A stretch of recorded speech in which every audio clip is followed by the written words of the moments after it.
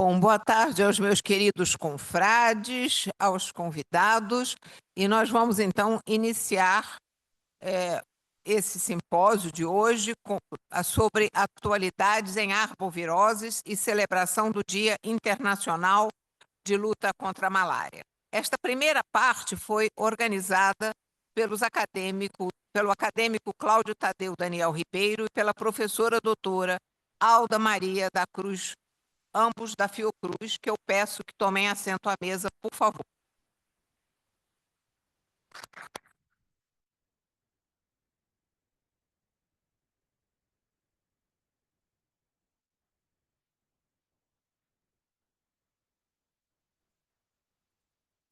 E eu vou passar imediatamente a palavra ao acadêmico Cláudio Tadeu Daniel Ribeiro para chamar para a primeira palestra a doutora Otília Lupe, também da Fiocruz, e que é filha do nosso queridíssimo acadêmico Omar da Rosa Santos.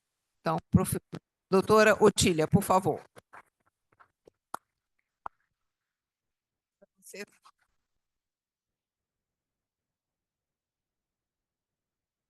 Prazer enorme receber a doutora Otília Lupe.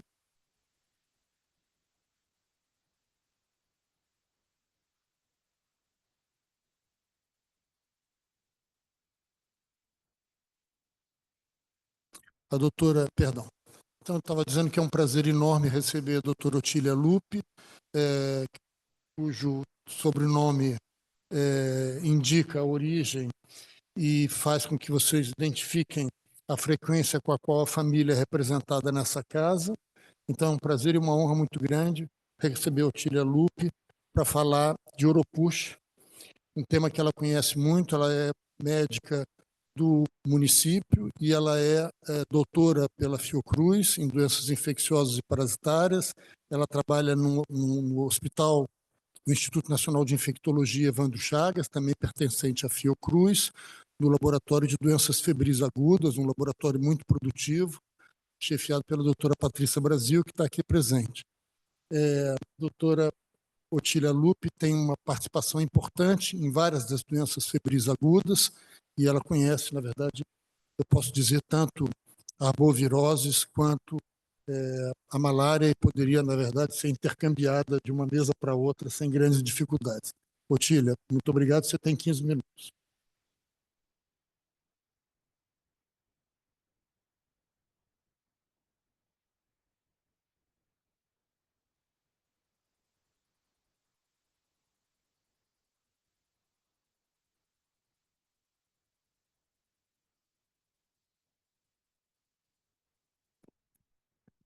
Boa tarde, agradeço o convite, doutora Eliette, doutor Cláudio, doutora Alda. É um prazer poder estar falando sobre um tema, uma doença nova aqui para o Sudeste. Então, eu condensei uma palestra um pouquinho maior e espero que ela caiba em 15 minutos. A febre do Oropouche é uma arbovirose, e as arboviroses se concentram na área onde os vetores transmissores conseguem sobreviver, então, entre os trópicos. Sinalizado ali no cantinho está o Culicodes paraensis, descrito por um brasileiro na década de 60, que é o principal vetor dessa doença. Esse vírus já foi encontrado em outros artrópodes, mas ainda segue sendo esse o vetor clássico da doença. É um vírus da família do Hortbuinavírus, descrito em 1955, em Trinidad e Tobago. O nome da cidade era Oropouche, daí o nome. Em casos humanos e direto já em mosquitos, num complexo de mosquitos. A doença depois surge no Brasil, ela é identificada no Brasil na década de 60, durante a construção da estrada Belém-Brasília, na forma de surtos de doenças febris, e desde o início com uma encefalite que chama a atenção. Então, uma encefalite clínica, mas com pouca morbidade. São 4 genotipos hoje, inicialmente só tinha o primeiro genotipo, e ali está toda a classificação taxonômica desse vírus. E no cantinho ali, a comparação entre o Culicodes paraensis e um Aedes. Então, mostrando que é um vetor pequeno. A gente costuma chamá-lo de mosquito, mas, na verdade, ele é um díptero, então ele é muito mais próximo de uma mosca. me pediram para falar sobre atualidades, mas não posso falar de atualidades sem falar de como era. Até 1993, a gente tinha aqui muitos surtos em cidades grandes do norte do país e nos países que fazem fronteira e até a América Central. Então, tem surtos de até 100 mil casos. Era a segunda... era a primeira arbovirose no norte do país até mais ou menos na década de 90, e agora é a segunda, atrás apenas da dengue. Bom, a doença era uma doença benigna, e os surtos eram autolimitados, explosivos, mas aqui no Sudeste ainda era uma novidade. Eu destaco esse artigo aqui, que isola o Oropust do Calitrix, porque classicamente foi isolado de uma preguiça, mas certamente não são as preguiças os principais reservatórios dessa doença. Então, o Calitrix, que é o mico, que é uma espécie invasora em ampla expansão para o Sudeste. E, em 2021, esse artigo mostrando o isolamento com replicação viral, que dá a base da meningoencefalite, dá a base fisiopatogênica. Pesquisadores virologistas da região norte se concentraram no desenvolvimento de PCR para melhorar o diagnóstico dessa doença, e se desenvolveu um kit que faz o diagnóstico por PCR de Maiaro e Oropust. E isso estava em implantação tanto no norte do Brasil, como diagnóstico diferencial das outras arboviroses, como nos países que fazem fronteira, até a América Central.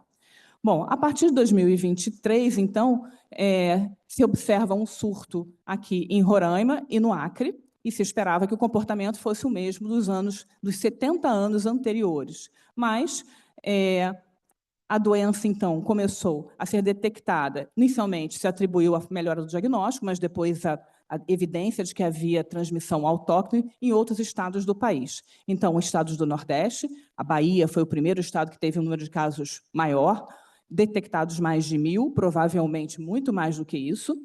Depois, a zona da Mata Mineira, e na Bahia foi o sul da Bahia, estados do Espírito Santo, e agora Rio de Janeiro, em expansão para o sul. Então, esse é o cenário atual. Além disso, houveram mudanças na apresentação. Nós tínhamos muitos casos identificados e nenhuma morte, até a primeira detecção de morte na Bahia, com 2 moças previamente ígidas.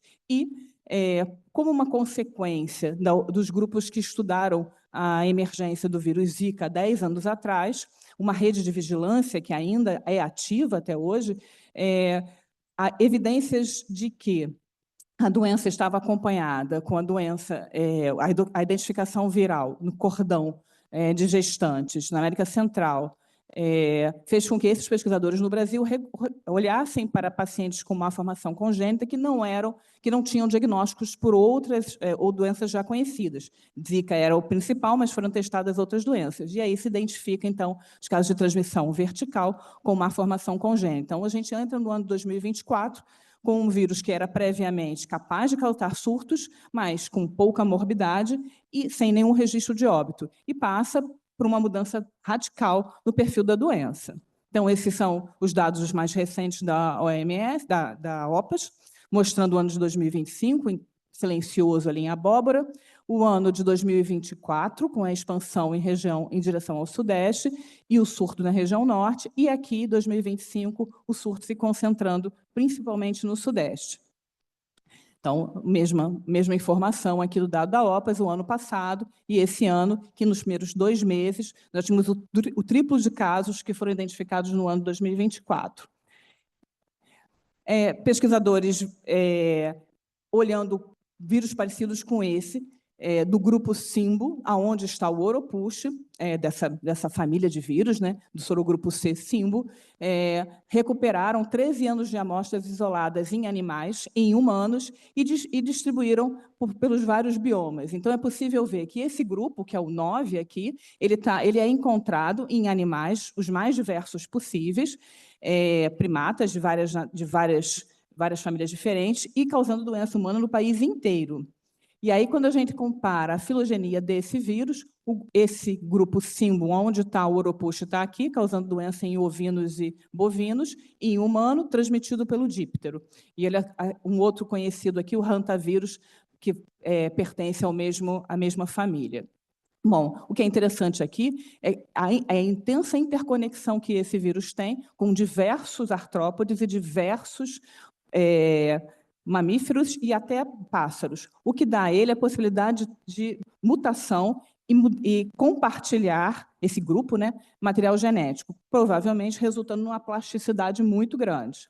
Então, só para exemplificar, dentro desse vírus, desse grupo Simbo, nós temos esse outro vírus aqui, que chama Acabane, que causa este tipo de doença em bovinos, uma formação congênita, tanto de articular quanto do sistema nervoso central. Então, são vírus muito próximos, causando doença que agora a gente está começando a ver acontecendo em humanos. Esse vírus já tem todo o seu RNA conhecido, ele é dividido em 3 fitas, pequeno, médio e grande. Na porção média está o antígeno que produz anticorpos que garantem imunidade, e aqui na porção pequena, a região detectada no PCR. E é importante isso porque essa plasticidade, essa troca de material genético nos vários filtros, seja de artrópode ou de mamífero, pode alterar tanto a nossa capacidade de detecção quanto a nossa imunidade adquirida. Esse pesquisador, então, é o Felipe Naveca, ele demonstra exatamente isso, que aqueles vírus originais da região norte, eles se combinaram em vírus que predominam na Amazônia Oriental e Ocidental, e o vírus que está descendo é um terceiro vírus. Talvez isso explique a mudança clínica. Esse é o artigo de novembro de 2024, contando essa história e associando esse grande surto a áreas periurbanas de plantação com alta cobertura vegetal, até porque esse inseto é um polinizador, então associam a pequenas cidades com produção agrícola de banana, dendê, cacau, e a gente teve a oportunidade de investigar exatamente uma cidade aqui, que chama Piau, no sul de Minas, que tinha uma intensa colaboração com outras áreas produtoras de banana, que é o nosso grupo em trabalho de campo, nos Bananais, é uma cidade do interior de Minas, aqui está a Igrejinha, e o Bananal se estendendo até a área bem central. Isso aqui é um plenamento de dezembro, no meio do surto.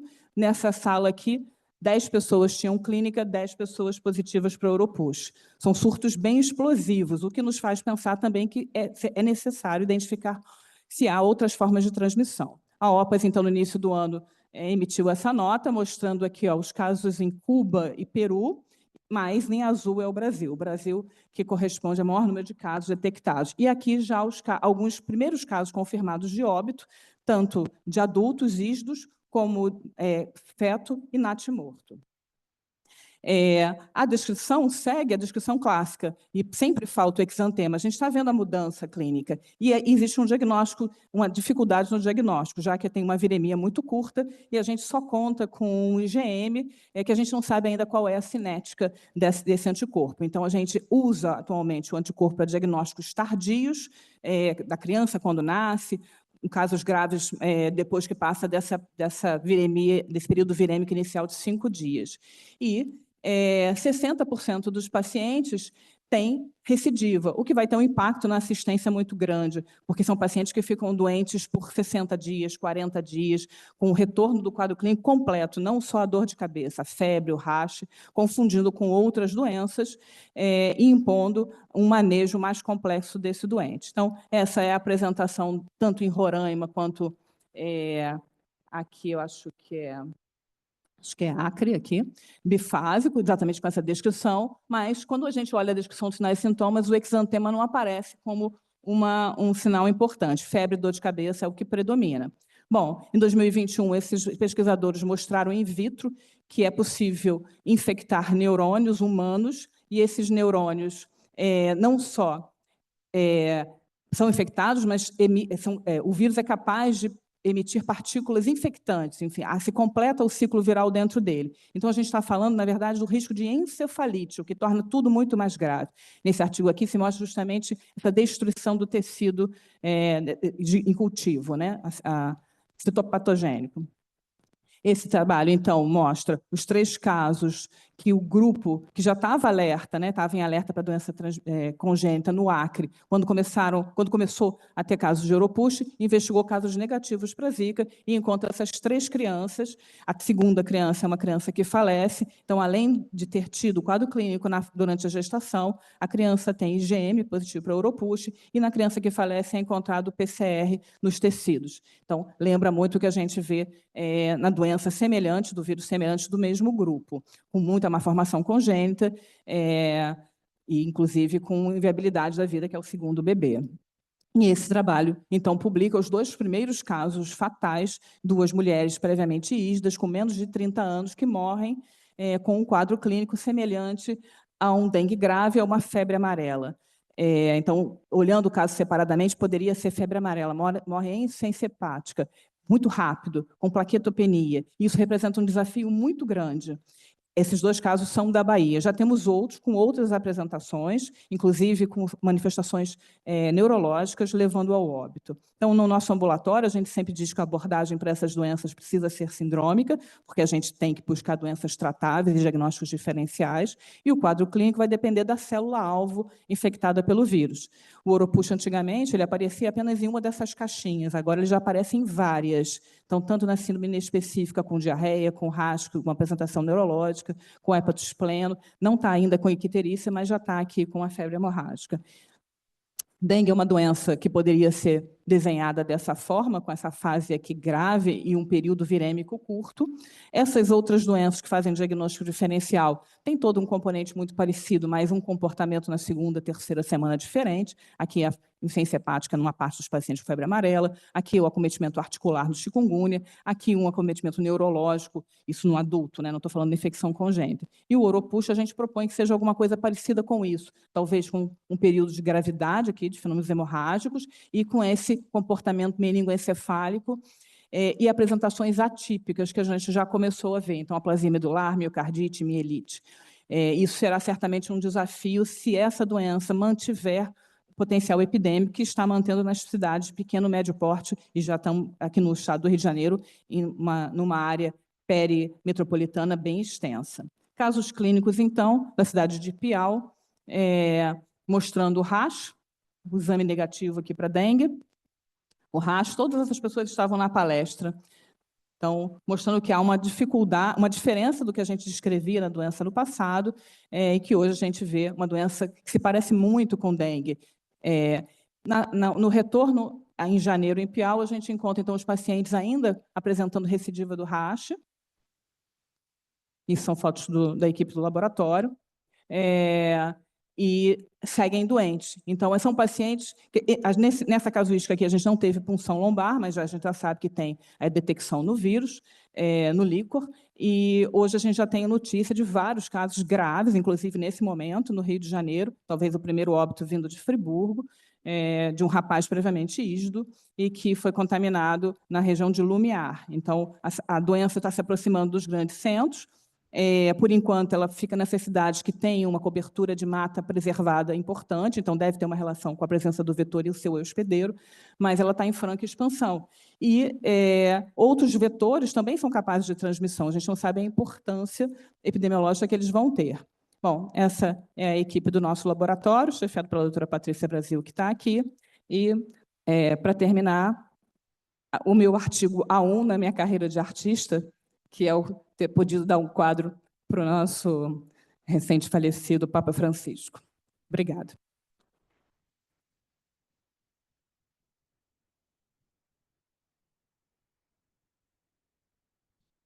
Eu acho que deixei claro, Otília, sente aqui com a gente, que você é médica do município, mas acho que esqueci de acrescentar que você está cedida para a Fiocruz, sorte nossa, da doutora Patrícia Brasil. A gente tinha previsto que, na verdade, antes da fala da doutora Otília, a doutora Alda Cruz fizesse uma síntese do tema que a gente está tratando aqui, porque, afinal, arboviroses no Brasil hoje é um tema de muita importância e a gente tem uma competência instalada muito grande. A professora Alda, ela é oriunda do mesmo departamento que eu, aliás, ela chegou mais jovem no departamento, que era o departamento de imunologia. Estão ouvindo, não? Está ruim? Está longe? Agora tá bom. Melhorou? Tá bom. Sim, senhor, professor.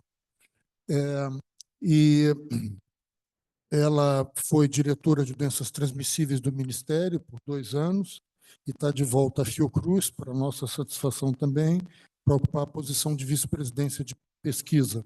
Então, é um prazer tê-la aqui conosco, presidindo essa mesa. Obrigado, Aldo. Muito obrigada, professor Cláudio. Boa tarde a todas as pessoas. Queria iniciar agradecendo esse convite, agradecendo a presidente acadêmica Eliette, né, por mais esta oportunidade de estar aqui na academia e poder, né, compartilhar da excelência dessa casa. É uma honra muito grande. Eu fico muito feliz. E poder falar de um tema, né, que foi de estar aqui e ouvir falar de um tema que nos tomou as nossas mentes durante um bom período, e todos esses 2 anos, 2 meses e 15 dias que eu estive no Departamento de Doenças Transmissíveis, né? E é muito interessante porque a gente consegue fazer, a gente vê essa história acontecendo, né? Então, nós tivemos aqui vários desafios das arboviroses.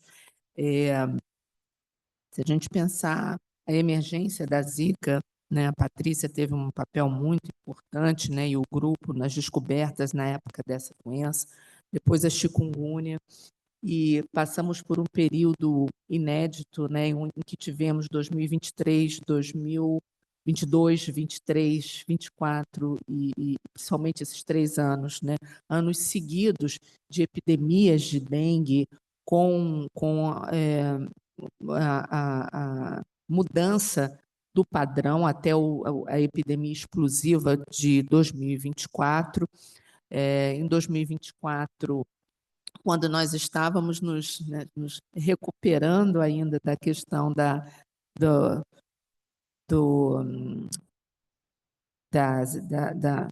emergência, né, de Oropouche, de dengue, e aí veio o Oropouche, que nós já estávamos muito preocupados com o que estava acontecendo na região norte. Eu vi que chegou aqui a doutora Tânia Fonseca, nós organizamos, né, logo no início de fevereiro, como observamos esse aumento de casos na região amazônica, o primeiro encontro lá, que deu o start para muitas outras ações e vários outros eventos que foram capitaneados pela Coordenação de Vigilância em Saúde e Laboratórios de Referência da Fiocruz.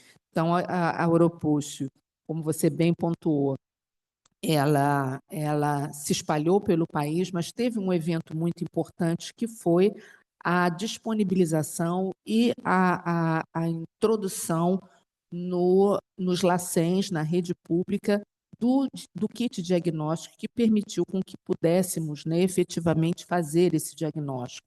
Então, uma ação importante da coordenação de laboratórios de referência, e eu falando em nome da Marília Santini, que estava à frente nessa ocasião. Então, isso foi muito importante para que a gente pudesse ter esse mapeamento que você tão bem mostrou. Então, o que a gente vem vendo dentro das arboviroses, né?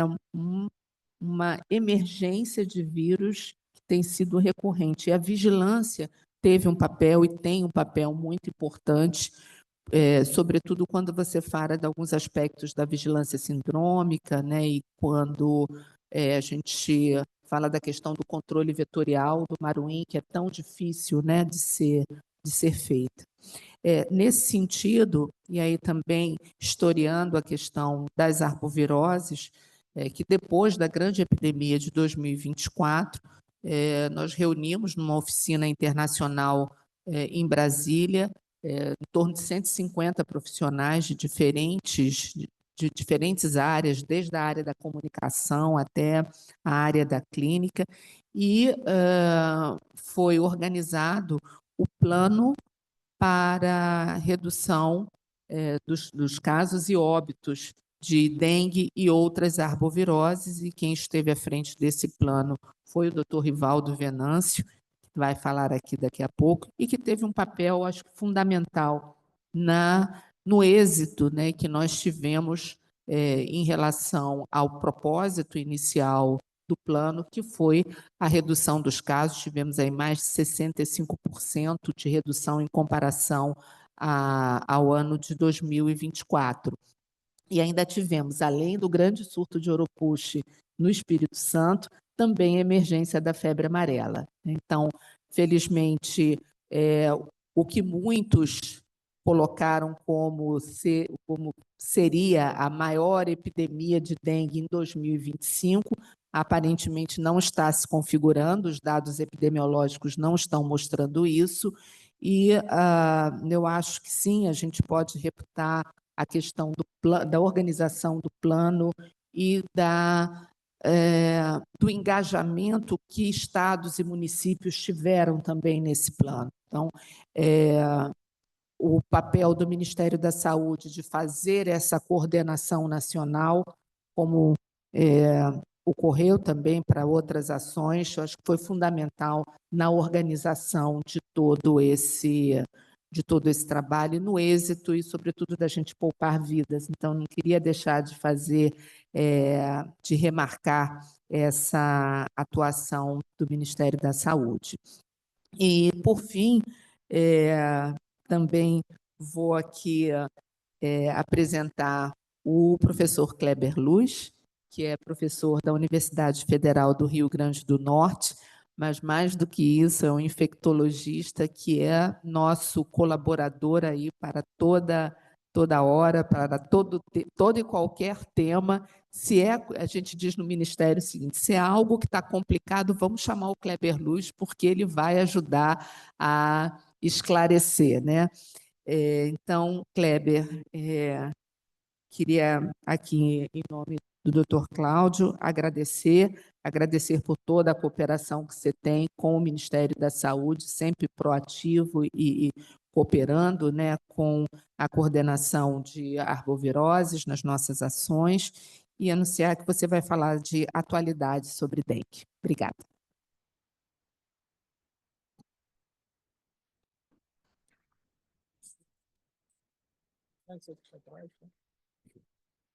Boa tarde a todos. É um prazer estar aqui e uma honra. Agradeço, então, à doutora Eliette pela cessão da casa a um nordestino, né, o convite na pessoa do professor Cláudio e a minha amiga Alda pelas palavras que ela proferiu. 15 minutos para falar de atualidade de dengue é uma maldade, mas a gente tenta, porque só são os 15 minutos para a gente conversar alguns tópicos que seriam relativos a uma atualização do tema. Mas, numa academia, é difícil a gente começar um tema de atualização sem falar um pouquinho do passado. E esse é um artigo de dengue que foi publicado há cerca de 200 anos, onde se começa a descrever a presença da doença dengue nas Américas. E é interessante porque na descrição clínica da doença se diz que produz febre, rache, é uma prostração importante, e fala na descrição clínica que os obesos têm doença mais grave que os magros. Então, veja, há 200 anos atrás, os médicos tinham essa percepção, e quando a gente recorre ao manual do Ministério da Saúde, da Organização Pan-Americana de Saúde, lá está escrito que a comorbidade, a hipertensão, descrita pelo professor Rivaldo, a obesidade, a idade avançada, as crianças muito pequenas têm um risco maior de ter uma dengue mais grave. Então, é interessante que os médicos tinham essa competência de reconhecer essa manifestação clínica.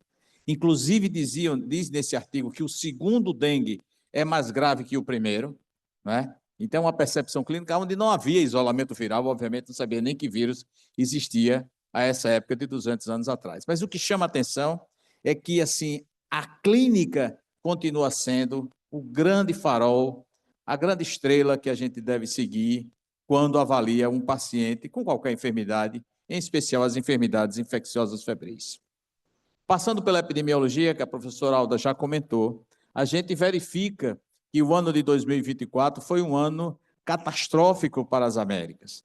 É tão catastrófico que ele sai dos dados comparativos por ser um ano completamente fora do padrão de uma epidemia. Então, milhares de casos acontecendo em todos os países da América Latina e, obviamente, o Brasil. Esse ano, houve, de fato, uma redução importante do número de casos, mas a gente ainda continua com um número significativo de casos no nosso país. Obviamente que, comparando-se com o ano passado, há uma melhora do ponto de vista numérico, mas ainda contamos cerca de 1 milhão de casos e, especialmente, o número de mortes, né? Cerca de 737 mortes confirmadas pela dengue. E todo mundo sabe que a morte por dengue pode ser uma morte prevenível, porque agora a gente já dispõe de vacina, mas basicamente é uma morte evitável, porque o seu tratamento está padronizado e se a gente trata as pessoas de uma forma adequada,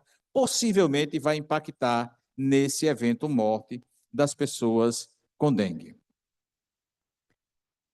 Para fazer a intervenção no evento morte, é fundamental que a gente use a clínica de forma semelhante aos autores de 200 anos atrás. E a Organização Pan-Americana de Saúde troca aquela classificação antiga de febre hemorrágica do dengue, dengue hemorrágico, síndrome do choque por dengue, por uma classificação clínica, que obviamente não é 100%, mas ela permite ao médico que está lá na unidade básica de saúde, que está numa UPA, a reconhecer a gravidade da doença, basicamente utilizando sintomas e sinais clínicos, independente de laboratório. Isso permite, portanto, que a intervenção terapêutica possa ser instituída muito rapidamente e você possa interferir no curso clínico da doença. Então, por isso que a classificação de dengue atualmente utilizada é de dengue sem sinais de alarme, dengue com sinais de alarme e dengue grave.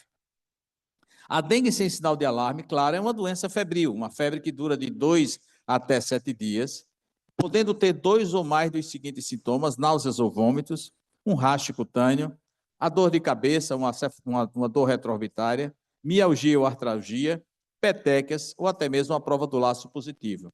Mas aqui entra um dado laboratorial que é a leucopenia, e a gente sabe que, pelo menos nas UPAs, não é difícil realizar um hemograma. Então, diante de uma febre, dor de cabeça, de 2.500, 3.000 leucócitos, o médico ele é obrigado a pensar em dengue, desde que esse indivíduo viva numa zona de transmissão de dengue. E a gente sabe que no nosso país não existe nenhuma região isenta da circulação do vírus dengue, porque o Aedes está disseminado em todo o país. Mas ele não basta somente dizer que o paciente tem dengue, mas ele tem que buscar se esse paciente tem sinais de alarme. O que seria um sinal de alarme? O sinal de alarme é um sinal clínico, embora haja um sinal laboratorial, que indica que esse indivíduo pode evoluir para um choque nas próximas 12 a 36 horas. Ou seja, nesse momento, agora, às 5 da tarde, o paciente não está grave, mas ele tem um sinal clínico que indica esse risco. Então, dengue basicamente é uma doença única, porque as outras doenças infecciosas, quando dão sinal de gravidade, são sinais de gravidade. Uma COVID, quando faz uma insuficiência respiratória, é uma COVID grave. Mas a dengue não, a dengue dá sinais clínicos, ainda que o indivíduo esteja relativamente bem, e que indicam essa gravidade. O mais importante desses sinais é a dor abdominal. Essa dor abdominal, ela pode ser uma dor abdominal intensa e contínua, mas também pode ser uma dor abdominal à palpação. Isso significa que não há de haver nenhuma unidade de saúde que faça uma consulta de um paciente suspeito de dengue e que esse paciente não necessariamente deva ser, ele tem que ser deitado e ter o seu abdômen apalpado, mesmo que ele não tenha dor.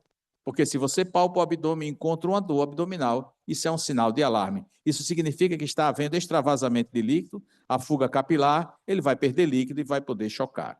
A presença de vômitos persistentes, que seriam 3 vômitos em 1 hora, a detecção de um ascite, de um derrame pleural, um sangramento de mucosa, como a gente vê nessa figura. Na próxima figura, a gente vai ver uma criancinha com epistaxe. A letargia ou irritabilidade, muito frequente no grupo pediátrico. A hipotensão postural, que seria a queda de 20 milímetros ou mais da pressão arterial sistólica, 3 minutos após o indivíduo ficar de pé, ou a lipotímia, que é a perda da consciência. A hepatomegalia, muito frequente nas crianças, acima de 2 centímetros, e um aumento progressivo do hematócrito. Não existe nenhuma doença infecciosa que o hematócrito melhore. O indivíduo tem um hematócrito de 45, depois de 3, 4 dias de febre, tem 50 de hematócrito. Se isso ocorre, é fuga capilar, é um marcador de alarme. E a dengue grave ela vai ser reconhecida se o paciente tiver o choque, como, por exemplo, um tempo de enchimento capilar acima de 2 segundos, se ele tem uma hemorragia grave, um sangramento digestivo alto ou baixo, ou um comprometimento orgânico grave, como uma miocardite, uma encefalite, uma insuficiência hepática, por exemplo. E a OPAS já encontrou, após uma revisão sistemática, os critérios para hospitalização, ou seja, todas essas pessoas que têm essas manifestações clínicas não podem ser tratadas a nível ambulatorial. Elas deverão ser compulsoriamente admitidas na unidade hospitalar, obviamente que pode ser uma UPA, numa sala vermelha, até mesmo numa sala amarela, e iniciar a reposição de líquido imediatamente. Então, obviamente, se tem dengue com sinal de alarme, se é um dengue grave, vai ter que ser admitido. Mas se não consegue tolerar os líquidos, é bastante comum na pediatria, essa criança tem que ser hidratada por via parenteral. Diferentemente da diarreia aguda, que a gente insistia na reposição de líquidos por via oral, porque fazia parte do tratamento. Na dengue, a gente não pode fazer isso, a gente tem que fazer a hidratação por via venosa. Qualquer desconforto respiratório, e na dengue acontece um fenômeno muito interessante, que o choque se inicia com a queda da pressão arterial sistólica e incremento da diastólica. Então, haverá um estreitamento da pressão de pulso, que ela deve ser sempre acima de 20, e na dengue vai ser de 20 ou menos.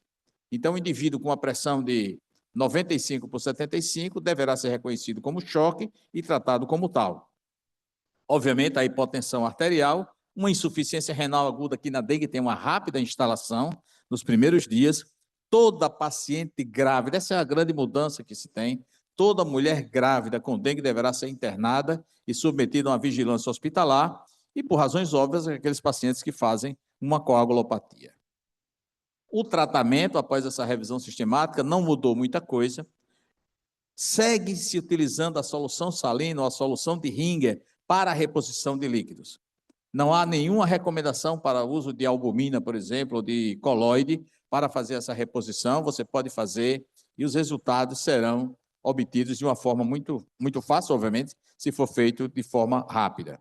Não se deve transfundir plaqueta, com exceção para pacientes, por exemplo, se eu estou tratando uma grávida que tem 50 mil plaquetas ou menos e vai ser submetida a uma cesárea, eu preciso fazer transfusão de plaqueta, ou se um paciente necessita de uma neurocirurgia, uma cirurgia oftalmológica, esse paciente necessita ter acima de 100 mil plaquetas. Mas 30 mil, 40 mil plaquetas não é indicação de transfusão de plaqueta. E por razões óbvias, se um paciente tem um sangramento digestivo importante, levando à hipotensão arterial e choque, ele deverá ser transfundido. Não se deve usar corticosteroides de forma alguma, não vai trazer absolutamente nenhum benefício, e o tratamento da febre pode ser feito com paracetamol ou dipirona, não há diferença entre esses dois medicamentos. E também uma recomendação da OPAS é que não se use imunoglobulina para tratar os casos de dengue. E a gente sabe que quando há uma epidemia de dengue, um surto de dengue, começam a surgir esses tratamentos ditos alternativos com imunoglobulina, por exemplo. E é importante que, uma vez que esse paciente esteja admitido no hospital, que se tenha os critérios de alta. A ausência de febre por 48 horas sem administração de um antitérmico. Obviamente, a melhora clínica, a melhora do estado geral, retorno ao apetite, a hemodinâmica estável, uma boa diurese, uma diurese até mesmo aumentada, a falta de um sofrimento respiratório e, com certeza, a falta de sangramentos indicam a possibilidade de alta. E a plaqueta, né? A plaqueta faz com que as pessoas fiquem internadas por muitos dias. Não há necessidade dessa plaqueta estar acima de 50 mil. Se um paciente foi admitido com 30 mil e ele está bem, hemodinamicamente bem, não tem mais febre, a plaqueta deu 45 mil, esse paciente tem uma tendência de aumento da contagem de plaquetas, ele poderá ter alta. Obviamente que o hematócrito desse paciente tem que estar estável, nem pode estar subindo, indicando fuga capilar, nem pode estar caindo, indicando um sangramento. As vacinas já são disponíveis na rede SUS do nosso país. Por enquanto, o grupo pediátrico tem sido uma prioridade de vacinação, se usando a vacina TAC 003, que é do laboratório Takeda, que é uma vacina quimérica, ou seja, uma fusão de vírus, de uma forma simples, assim, para a gente comentar. É, portanto, uma vacina atenuada. A forma de aplicação são 2 doses com intervalo de 3 meses. E ela, os estudos demonstraram uma boa eficácia contra o sorotipo 1 e o sorotipo 2. Só que a gente sabe que no Brasil, esse ano, circula 1, 2, 3 e 4. Então, a gente, na verdade, ainda que tenha utilizado a vacina, como ela não tem uma boa ação, ou pelo menos não foi verificada uma boa ação para o sorotipo 4, é possível que alguém venha a ter dengue pelo sorotipo 4, a despeito de ter tomado 2 doses de vacina. Há ainda a vacina do Butantan, que foi aprovada, e acreditamos que nos próximos anos, em 26, a vacina começa a ser utilizada. É uma vacina de dose única, é uma vacina quimérica também, mas que a gente não sabe a ação dessa vacina contra o sorotipo 3 e 4, visto que esses vírus não circularam durante os estudos. É fundamental para o controle da doença, do ponto de vista de letalidade, que as equipes sejam treinadas. Sem equipes capacitadas de médicos, técnicos de enfermagem, enfermeiros, farmacêuticos, lamentavelmente a gente vai vivenciar um número grande de mortes por dengue. Então, a capacitação das equipes é fundamental. E quando se analisa os óbitos na América Latina, se verifica que a maioria dos óbitos, cerca de 70% dos óbitos, ocorrem à noite ou durante o final de semana. E todo mundo sabe que existem hospitais de dia de semana e hospitais noturnos e de final de semana. Do final de semana, onde geralmente estão mais internos, mais residentes, e os professores, eles estão mais ausentes desse momento. Então, num surto de dengue, o ideal é que o hospital seja contínuo, com as equipes capacitadas manhã, tarde, noite, inclusive final de semana. E há o curso de dengue da OPAS, que eu recomendaria que todos fizessem esse curso, porque é um curso muito interessante e capacita as pessoas no manejo da dengue. Muito obrigado pela oportunidade.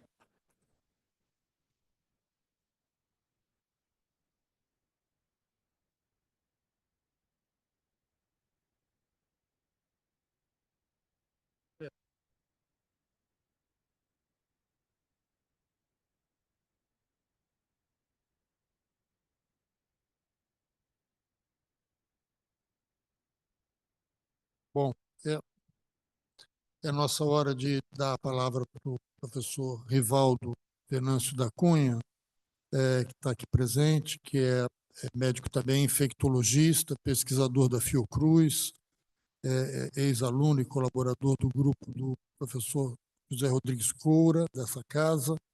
O professor Rivaldo foi secretário adjunto da Secretaria de Vigilância em Saúde e Ambiente, e agora voltou também para a Fiocruz, onde ele é chefe de gabinete da presidência. Rivaldo, muito obrigado. O Rivaldo vai comentar essas falas.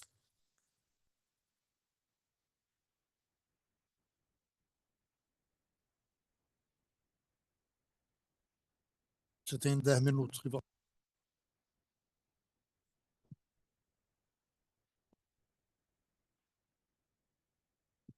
O aprendizado com o professor Coura, ele dizia que em determinadas ocasiões é importante termos o roteiro sobre os pontos principais que vamos falar.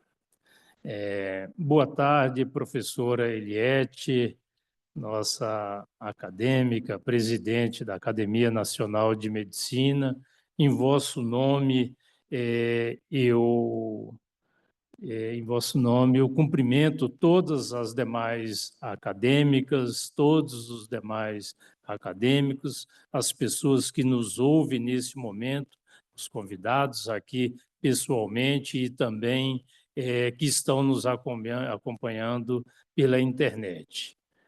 Professor Cláudio Ribeiro, doutora Alda Cruz, diletos amigos, colegas da Fundação Oswaldo Cruz, parabéns pela iniciativa na organização de vocês para esse seminário importantíssimo, tanto em relação ao tema escolhido, as arboviroses, tema que está na ordem do dia, como em relação aos convidados para fazerem as suas apresentações, né?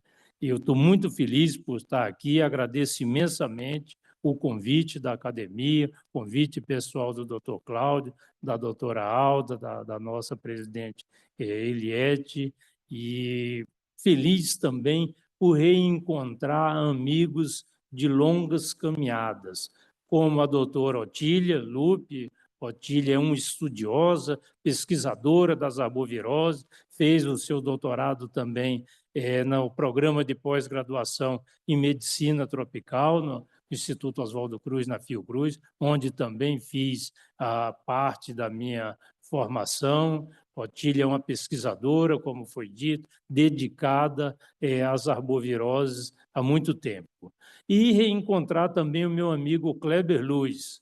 Kleber é um caminhante, né, das arboviroses mundo afora. Todos os estados do Brasil conhecem Kleber Luiz, todos os protocolos, desde que eu me lembro de estar acompanhando as arboviroses de um modo geral, e em especial a dengue, tem a contribuição do Kleber, né? É um incansável, tanto nos diversos estados do Brasil, como em outros países mundo afora. Eu lembrava aqui, Kleber, nós, em setembro, salvo engano, depois de uma certa idade, a gente fica contando causos, né? Depois, em setembro de 2014, portanto, quase 11 anos atrás, nós estávamos em Feira de Santana, na Bahia, acompanhando, aprendendo, convivendo com aquela epidemia de chikungunya que, naquele momento, chegara ao Brasil. Quase que ao mesmo tempo, um surto em Oiapoque, lá em cima, registrar a presença do meu dileto amigo também, lá do Amapá, Dorinaldo, deputado Dorinaldo, um batalhador, um defensor da saúde coletiva nesse país. E nós tínhamos, então, essa epidemia lá no Oiapoque e também a epidemia em Feira de Santana. E à noite, depois de muito trabalhar durante o dia, nós íamos jantar e, né, aquela reidratação, aquele calor enorme que tinha lá em Feira de Santana, e Kleber falava de uma nova enfermidade que clinicamente parecia, mas não era a mesma coisa do que ele tinha visto antes. Era uma enfermidade febril, exantemática, extremamente pruriginosa, e até então não tinha, ele perguntava para nós, vocês têm visto isso em outras localidades do Brasil, e um ou outro ali, talvez em Pernambuco, mas objetivamente no Mato Grosso do Sul, onde eu residia nessa época, não via. E o Kleber insistia, é algo novo, todos os exames estão dando negativos para dengue e agora para chikungunya, que nós estávamos vendo. Alguns meses depois, em abril, salvo engano, março do ano seguinte, 2015, a partir de amostra de sangue de doentes com suspeita clínica que o Kleber encaminhou para a Fiocruz do Paraná, para a virologista doutora Cláudia Nunes, foi identificado o vírus Zika no Brasil. Primeira identificação, então, queria fazer esse registro aqui, Kleber, e dizer que a ciência brasileira, assim como esta academia, com certeza, parabenizam e reconhecem a sua contribuição na produção de conhecimentos relacionados ao vírus Zika, e também aquelas equipes de pesquisadores, vi aqui agora há pouco a doutora Patrícia Brasil, que também deu grandes contribuições, o doutor Gúbio, da Federal da Bahia, o doutor Antônio Bandeira, enfim, a produção científica, aí a contribuição do Brasil em relação à Zika no mundo, eu acho que a gente só perde para a contribuição que foi dada em relação à doença de Chagas. Agora, 2025, nós estamos completando 10 anos, fica aqui uma sugestão para que nós registremos e reconheçamos a contribuição da ciência brasileira para a ciência da humanidade em relação ao vírus Zika, uma produção gigantesca que merece a nossa deferência. Cláudio e doutor Cláudio, doutora Alda, meus parabéns pela a condução de vocês, pela organização de, como eu dizia, esse tema, arbovirose, muito, muito importante, em especial a dengue. Nunca é demais relembrar, Kleber apresentou aqui um artigo de 1828, Em 1872, portanto, mais de 150 anos atrás, nós já no Brasil publicávamos artigos referentes àquela enfermidade clínica e epidemiologicamente muito sugestiva de dengue, que depois chegou a ser reconhecida como dengue. A própria Academia Nacional de Medicina publicou trabalhos do Dr. José Pereira Rego, que ele havia relatado epidemia de dengue no Rio de Janeiro em 1847, 1848, e houve grande debate em relação a esses achados e que foram posteriormente publicados. O primeiro congresso da Sociedade de Medicina e Cirurgia do Brasil, realizado em setembro de 1888, teve um relato minucioso produzido pelo Dr. Ribeiro da Luz a respeito de uma epidemia, de uma enfermidade clínica e epidemiologicamente muito sugestiva de dengue, que ele chamava de febre valenciana, porque o registro dele foi na cidade de Valença, aqui no Rio de Janeiro, mas no próprio texto ele afirma que se tratava de dengue, que aquilo que ele chamava de febre valenciana, por conta do contexto onde ela fora identificado, deveria ser chamada de dengue. Relatos como esse existem vários, inclusive publicados nos anais dessa casa ao longo de décadas, sempre contribuindo para um melhor esclarecimento desses casos que nós temos visto. Excelentes as duas apresentações, parabéns, doutor Otília, parabéns, doutor Kleber. Quem os conhece sabe que não é surpresa nenhuma a qualidade, a didática com que vocês fazem essa abordagem. A Oropost, que deixa a região amazônica e agora está fazendo parte da região do país como um todo. E a dengue, que ao longo de décadas veio para ficar. Kleber levantou muito bem uma observação importante, que houve uma redução substancial do número de casos de dengue, mas ainda é muito alto. Sobretudo, é muito alto a letalidade que nós estamos observando por dengue. Afinal de contas, estamos tratando de uma doença com a qual convivemos há 40 anos ininterruptos. E que, na maioria das vezes, como eu costumo dizer, o tratamento é água e sal, é solução fisiológica, é reidratação. Salvo aqueles casos com um curso clínico mais fulminante, que pode acontecer comprometimento cardíaco, comprometimento hepático fulminante, salvo essas raras exceções, não podemos admitir que a cada 800 casos prováveis de dengue no Brasil ocorra um óbito. É inadmissível isso, fica aqui para a nossa reflexão. Parabéns, doutor Cláudio, parabéns, Alda, parabéns, Academia Nacional de Medicina.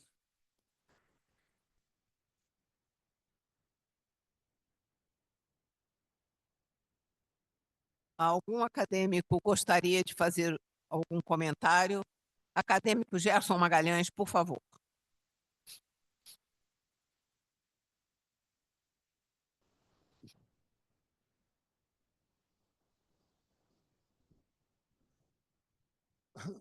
Quero parabenizar os expositores, mas queria fazer uma observação que eu acho muito importante, sobre evitar aspirina e ibuprofeno nesses casos suspeitos de febre aqui no Brasil, porque ambos podem ser extremamente fatais no que diz respeito à dengue.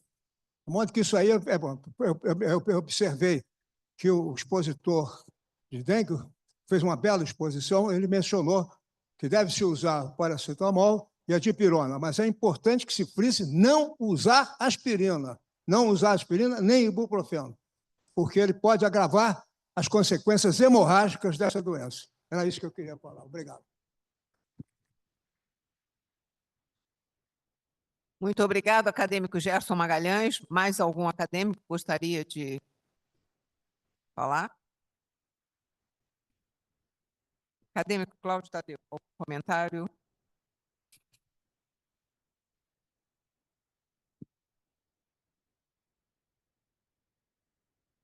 Gostaria de comentar.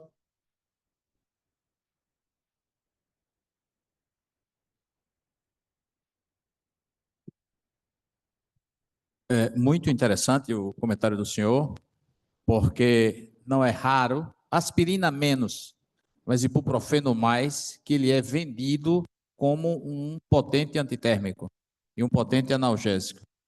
Então, as mães, inadvertidamente, começam a tratar os seus filhos com ibuprofeno, ou até mesmo um adulto se automedica com esse medicamento, e ele vai impedir a agregação plaquetária, facilitando os fenômenos hemorrágicos, ou até mesmo produzindo um sangramento na mucosa gástrica. Essa informação não me parece muito clara na comunidade em geral, e há alguns médicos que, diante do indivíduo com febre, como não faz a suspeita de dengue, termina recomendando como uma medicação antitérmica, ou como uma medicação para resolver a mialgia, a artralgia ou a cefaleia. Eu diria que, se eu atendo um brasileiro que vive no Brasil com febre, dor de cabeça, mialgia ou artralgia, ou dor retrocular, é um caso suspeito de dengue e o manejo da febre deverá ser exclusivo com o paracetamol e com a dipirona e jamais utilizar aspirina ou ibuprofeno.